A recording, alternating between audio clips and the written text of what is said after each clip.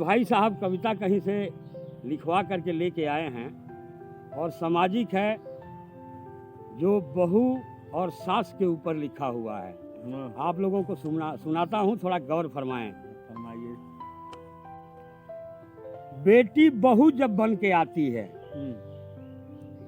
आंखों में सपने सजाती है, घर स्वर्ग जैसा बनाती है, जीवन वही चलाती है, जन्मदाता कहलाती है, घर में धन संपत्ति बढ़ाती है। सास भी माँ जैसे होती है, आंखों में आंसू और माँ जैसे रोती है। एक माँ का आंचल होती है, सास दूसरी माँ होती है।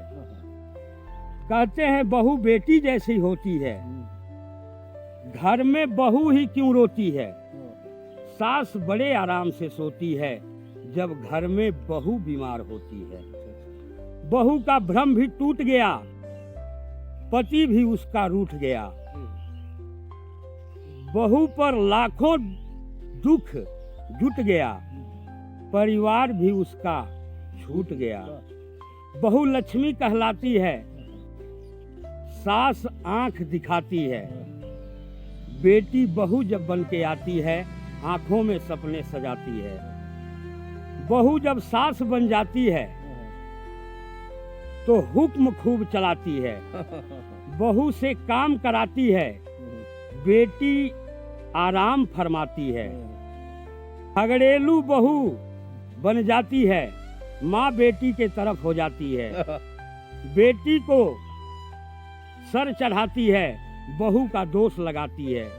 बेटी को महारानी, बहू को नौकरानी, गुस्सा दिखानी, बहू को सतानी।